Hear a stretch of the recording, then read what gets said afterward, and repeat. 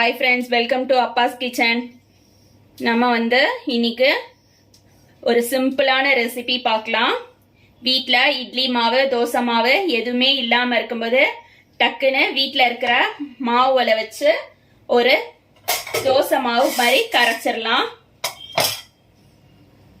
இதுக்கு நான் எடுத்திருக்கிறது பாத்தீங்கன்னா தேங்காய் பால் எடுத்திருக்கேன். தேங்காய் பால் ஃபர்ஸ்ட் செகண்ட் ரெண்டுமே சேர்த்து ஒண்ணா வச்சிருக்கேன். இத ஒரு பவுல்ல ஊத்திக்கலாம்.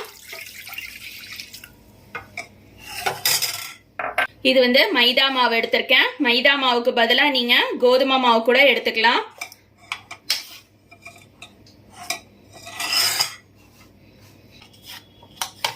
இது அரிசி மாவு எடுத்திருக்கேன்.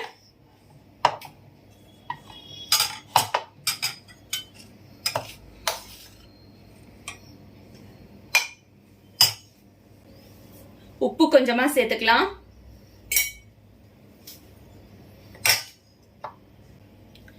ஒரு முட்டை உடைச்சுக்கலாம்.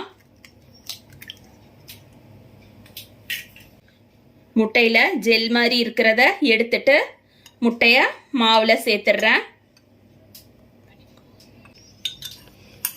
முட்டையும் சேர்த்துடலாம். இதுல மாவை கரைச்சுக்கலாம்.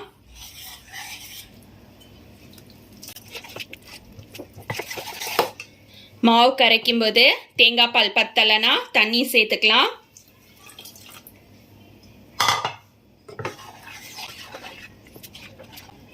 இந்த டிஷ் பாத்தீங்கன்னா அதிராம்பட்டினத்துல செய்யக்கூடிய டிஷ்.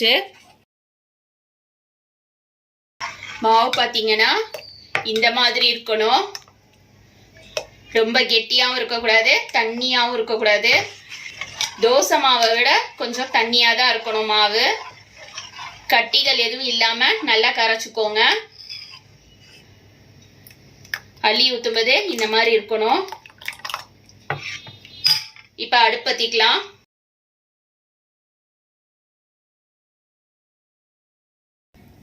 இந்த தோசை பாத்தீங்கன்னா சாஃப்டா இருக்கும் நம்ம முட்டை சேர்த்திருக்கதால. சப்போஸ் நீங்க முட்டை சாப்பிடாதவங்களா இருந்தாக்கா முட்டையை நீங்க ஸ்கிப் பண்ணிக்கலாம். தேங்காய் பால் சேர்க்கறது டேஸ்டுக்காக தான். சட்டி சூடு வந்துருச்சு, நாம ஊத்திக்கலாம். ஒரு கரண்டி மாவு எடுத்துட்டு இப்படி ஓரத்துல இருந்து ஊத்திட்டு வரணும்.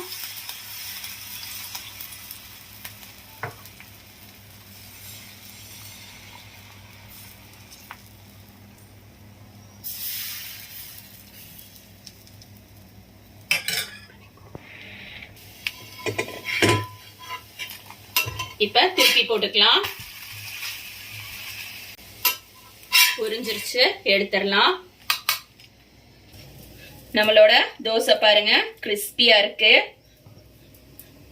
இதுக்கு பாத்தீங்கன்னா சைட் டிஷ் அதிராம்பட்டினத்துல சக்கரை தான் வச்சு சாப்பிடுவாங்க. உங்களுக்கு எது விருப்பமா இருக்கோ அதை வச்சு சாப்பிட்டு பாருங்க. தேங்க்ஸ் ஃபார் வாட்சிங்.